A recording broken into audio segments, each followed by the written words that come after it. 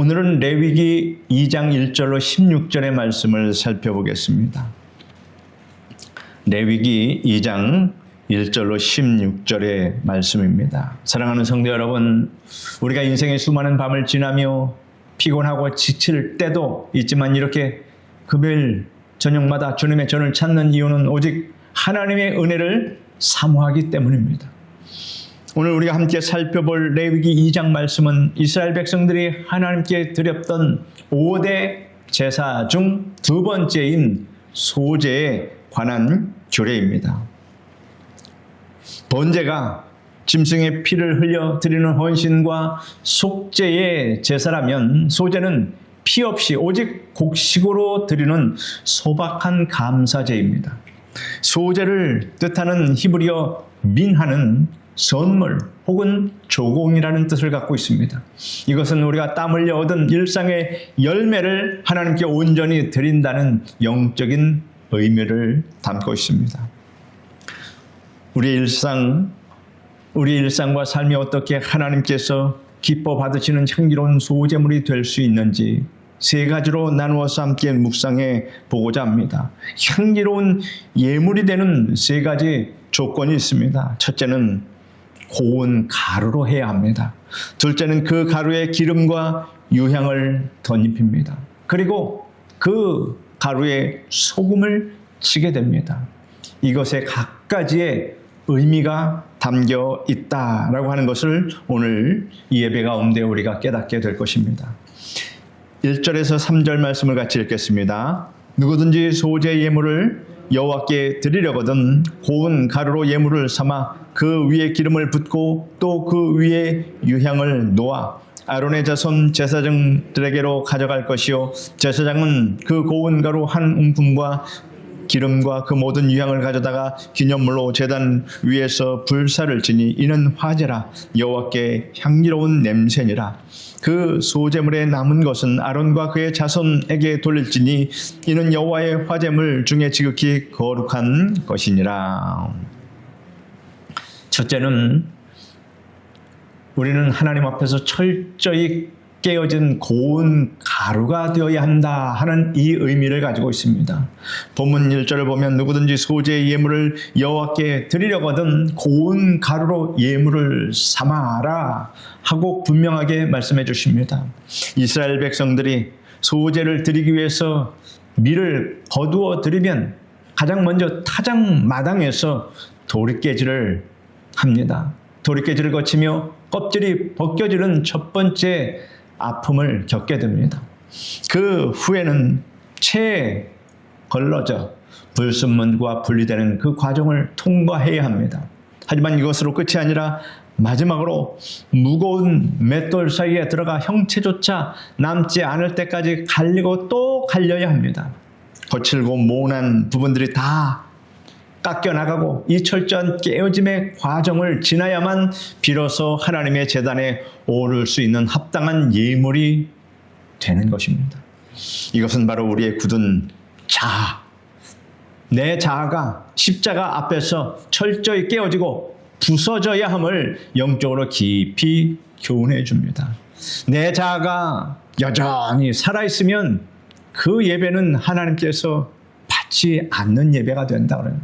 그러므로 여러분 심령이 가난한 자는 복이 있나니 하는 이 말씀과도 연결되는 말씀입니다. 그러므로 우리의 자아가 이렇게 고운 가루처럼 산산이 부서져야 하나님께서 그 예배를 온전히 받으신다 하는 것입니다.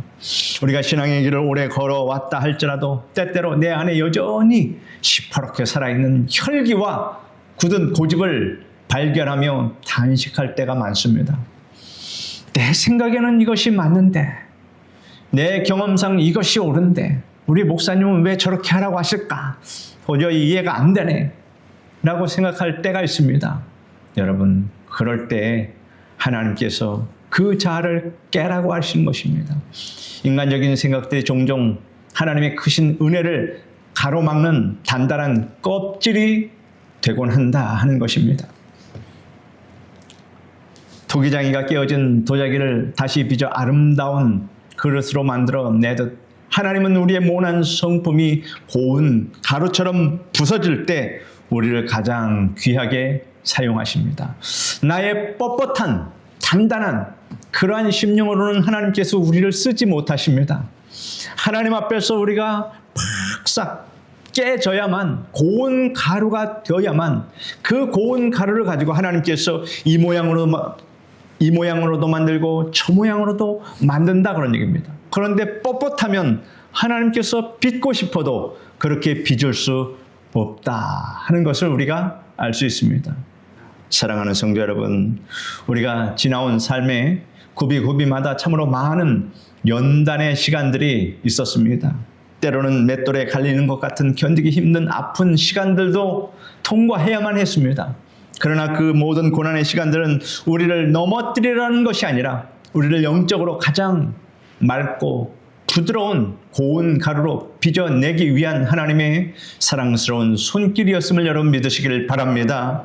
내 뜻대로 되지 않아 남몰래 눈물을 삼켰던 수많은 밤들이 결국 나의 교만을 꺾고 오직 십자가만 바라보게 만드는 은혜의 통로가 되었습니다. 지금 되돌아보면 그래서 하나님 내게 이런 과정을 통과하게 하셨군요. 그래서 도리깨질을 하고 그 다음에 기름과 유향을 붓고 또 어떻게 합니까? 고운 가루로 완전히 으깨져서 그렇게 하나님 쓰시게 나를 지금 만들어 놓으셨다. 여러분, 지금까지 잘 참으시고 잘 인내하셨음을 감사드리시길 바랍니다. 그렇지 않으면 내가 지금 이렇게 하나님의 거룩한 자녀다운 신앙생활을 할 수 있었겠습니까? 집사가 되고 권사가 되고 이렇게 만들어 주셨겠습니까? 오늘 이 시간 은혜의 보좌 앞에 우리의 굳어진 마음을 내려놓고 주님, 나를 부수어 주님이 쓰시기에 합당한 고운 가루가 되게 하옵소서라고 기도하는 여러분 되시기를 바랍니다. 둘째로 기름과 유향이 덧입혀져야 합니다. 우리 삶에는 반드시 기름과 유향이 덧입혀져야 한다 하는 것을 말씀하고 있습니다. 본문 1절 하반절과 2절을 보면 고운 가루 위에 기름을 붓고 그 위에 유향을 놓아 제단 위에서 불사르라고 명령하십니다. 성경에서 기름은 언제나 우리를 도우시는 보혜사 성령님을 상징하며 유향은 성도들의 애절한 기도와 그리스도의 아름다운 향기를 의미합니다. 미랄이 아무리 부드러운 고운 가루가 되었다 할지라도 거기에 물이나 기름이 섞이지 않으면 작은 바람에도 쉽게 이리저리 날아가 버리고 마는 것입니다. 마찬가지로 우리의 자아가 아무리 훌륭하게 훈련되고 깨어졌다 할지라도 성령의 기름 부으심이 없다면 우리의 신앙은 금세 메마르고 무기력해질 수밖에 없습니다. 우리가 주님의 몸된 교회를 묵묵히 섬기고 이웃에게 조건 없는 사랑을 베풀기 위해서는 우리의 결심만으로는 부족하며 반드시 성령님의 도우심이 필요합니다. 그렇게 우리는 매일매일 무릎을 꿇고 주님, 내 목마른 심령과 삶의 자리 위에 성령의 단비를 은혜의 기름을 충만하게 부어 주옵소서라고 이렇게 간절히 부르짖고 기도하는 것입니다. 또한 유향은 뜨거운 불에 타들어갈 때 비로소 그 아름다운 향기를 온 사방에 뿜어냅니다.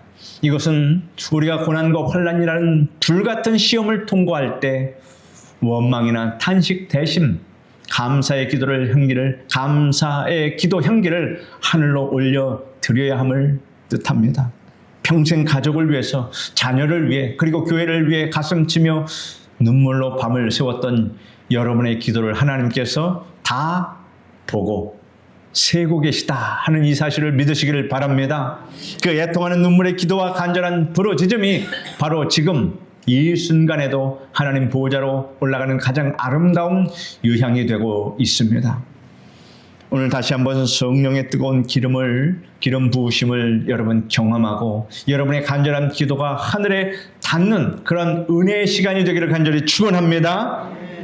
4절로 16절 말씀을 같이 읽겠습니다.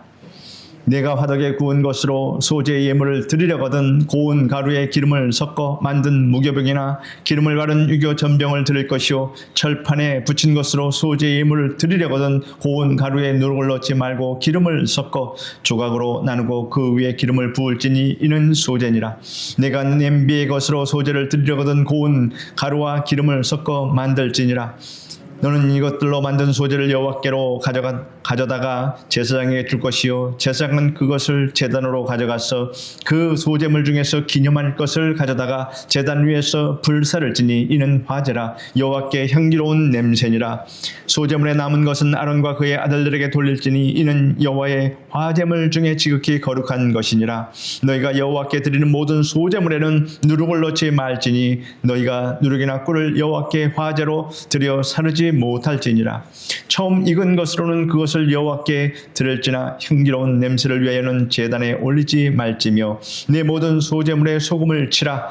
내 하나님의 언약의 소금을 네 소재에 빼지 못할지니 내 모든 예물에 소금을 드릴지니라. 너는 첫 이삭의 소재를 여호와께 드리거든 첫 이삭을 볶아 찌은 것으로 네 소재를 삶되 그 위에 기름을 붓고 그 위에 유향을 더할지니 이는 소재니라. 제사장은 찌은 곡식과 기름을 모든 유향과 함께 기념물로 불사를 지니 이는 여호와께 드리는 화제니라. 본문 4절부터 7절을 보면 고운 가루를 요리하는 세 가지 다양한 방법이 기록되어 있습니다. 화덕에 굽기도 하고 철판에 붙이기도 하며 냄비에 삶기도 하는 여러 모양의 소재가 등장합니다. 이것은 우리가 각자 처해 있는 다양한 삶의 형편과 고난의 모양들을 의미합니다. 다 고난의 모양이 다릅니다. 어떤 분은 캄캄한 화덕처럼 사방이 꽉 막힌 답답한 고난의 터널을 외롭게 통과하고 계실지도 모릅니다. 또 어떤 분은 뜨거운 철판 위에서 땀방울을 흘리듯 치열하고 버거운 삶의 무게를 견뎌내고 계실지도 모릅니다. 또 어떤 분은 냄비 속에서 펄펄 끓는 물처럼 속이 새까맣게 타들어가는 남모를 시련을 홀로 겪고 계실지도 모릅니다.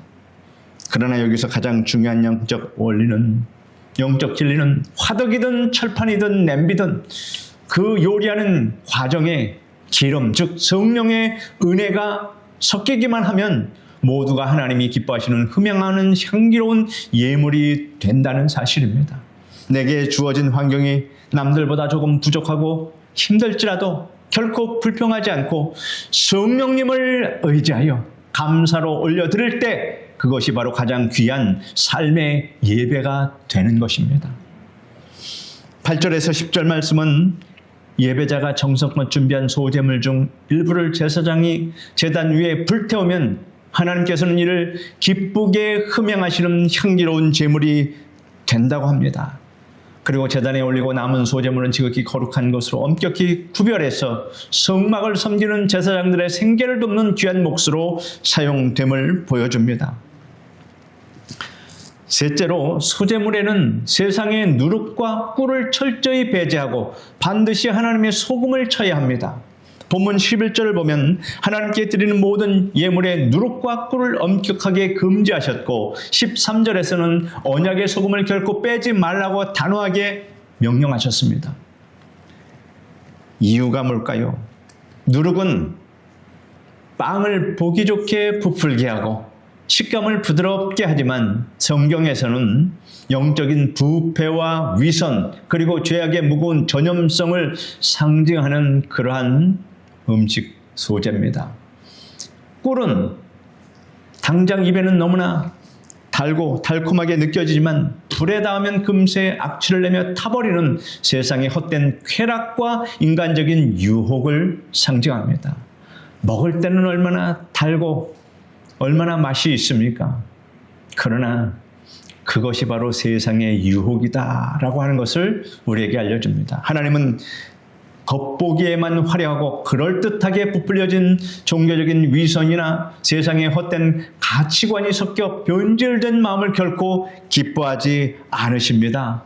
비록 세상의 기준으로는 조금 투박하고 화려하지 않아 보일지라도 하나님은 상하고 통회하는 정직하고 순전한 마음만을 귀하게 받으십니다. 우리의 신앙 연륜이 한두 해 깊어질수록 사람들의 시선을 의식하는 위선의 누룩과 세상이 주는 달콤한 꿀에 대한 미련은 모두 십자가에 못 박아야 합니다. 그래서 날마다 나는 십자가 앞에서 죽노라 하는 이러한 심정으로 살아가면 하나님께서 그 모든 삶을 향기롭게 받아주십니다. 오직 주님 한 분만으로 충분히 만족하며 기뻐하는 거룩한 순전함만이 우리 영혼에 가득 채워야 할 줄 믿습니다. 그렇다면 하나님께서는 왜 모든 예물에 반드시 소금을 치라고 명령하셨을까요? 소금은 음식의 부패를 막아주고 고유의 맛을 내게 하며 무엇보다도 본래의 짠맛을 결코 잃어버리지 않는 영원한 불변성을 가지고 있기 때문입니다. 그래서 본문 13절은 이 소금을 가리켜 일반적인 소금이 아닌 내 하나님의 언약의 소금이라고 특별하게 칭하고 있습니다. 이것은 한 번 주신 하나님의 약속은 소금처럼 영원토록 변함이 없으며 우리를 향하신 십자가의 사랑 역시 결코 식어지거나 변질되지 않는다는 위대한 확증입니다. 우리가 여기까지 지내온 긴 세월을 가만히 되돌아보면은 세상 인심은 아침 저녁으로 다르게 변하고 사람의 마음도 바람에 흔들리는 갈대와 같을 때가 너무나도 많았습니다. 때로는 가장 믿었던 사람에게 깊은 상처를 받아 눈물 짓기도 했고 내가 쌓아 올린 건강과 물질이 하루아침에 모래성처럼 허무하게 느껴지는 무너져 내리는 아픔도 경험했을 것입니다. 그러나 그 모든 인생의 풍랑 속에서도 오직 우리를 눈동자처럼 사랑하시는 하나님의 언약만큼은 단 한 번의 오차도 없이 우리의 흔들리는 삶을 든든하게 지금까지 지탱해 주셨습니다. 언제나 동일하신 그 변함없는 은혜의 소금이 우리 삶에 쳐져 있었기에 오늘 저와 여러분이 은혜의 자리인 이 예배당에 나와서 평안을 누리며 예배를 드릴 수 있는 것입니다. 세상 사람들은 명예와 권력이라는 꿀을 얻기 위해서 평생을 수고하지만 그것은 언젠가 모두 썩어질 그런 신기로에 불과합니다. 반면에 소금은 자기를 온전히 녹여 형체를 없앰으로써 주변을 썩게 하지 않고 보존하고 감칠맛을 냅니다. 예수님께서 산상수훈을 통해서 우리에게 뭐라고 말씀하셨습니까? 너희는 세상의 소금이니 라고 당부하신 이유가 바로 여기에 있습니다. 우리의 자아가 철저히 십자가 앞에서 완전히 녹아질 때 가정의 깊은 상처가 치유되고 교회가 든든히 서며 온 세상이 하나님의 크신 사랑을 알게 될 것입니다. 사랑하는 성도 여러분, 처음에 향기로운 예물이 되는 세 가지 조건을 말씀드렸습니다. 고운 가루가 되고 그 가루에 기름과 유향이 덧입혀져야 되고 언약에 소금이 쳐져야 합니다. 다시 말해 그 고운 가루는 우리의 깨어진 자입니다. 우리가 깨어지지 않으면 우리의 예배를 받지 않으십니다. 그리고 그 깨어진 자에 이제 성령의 도우심이 임하면 능력을 발휘하게 됩니다. 베드로가 그랬습니다. 유향은 하나님께 드리는 감사의 기도입니다. 그런 깨어진 자가 하나님께 성령의 능력을 힘입어서 기도할 때 하나님께서 그 기도를 흠양하신다 하는 것입니다. 그러한 사람은 소금을 치듯이 그의 신앙이 변하지 않고 항상 주님 앞에 헌신된 삶을 살게 된다. 그 모든 것이 합해져서 여러분의 삶이 바로 향기로운 예물이 된다, 예배가 된다 하는 이 사실입니다.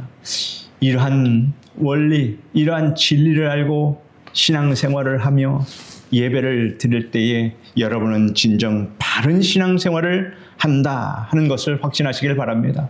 우리가 주일날 예배당에서 올려드리는 시간뿐만 아니라 월요일부터 토요일까지 매일매일 마주하는 치열한 일상과 가정 그리고 이웃과의 모든 관계가 바로 영적인 제단입니다. 성도 여러분, 내 입술로 말 한마디를 내뱉을 때도 내 곁에 있는 누군가를 대할 때도 십자가에서 고운 가루가 되신 예수 그리스도의 향기와 온유함을 여러분들이 이웃에게 드러내시기를 간절히 축원합니다. 기도하겠습니다. 거룩하신 하나님 감사합니다. 소제의 그 제사의 의미가 무엇인지를 하나님 오늘 이 시간 우리에게 깨닫게 하여 주시니 감사합니다. 아직도 시퍼렇게 살아있는 나의 자아가 있다면 고운 가루가 되게 하시고 또한 그 위에 성령으로 기름 부어 주시옵시고 또한 영원히 변치 않는 하나님의 말씀을 의지해서 오직 하나님께 헌신하며 향기로운 삶의 예배를 드릴 수 있도록 우리 성도들을 붙들어 주시옵소서. 예수님의 이름으로 기도드립니다. 아멘.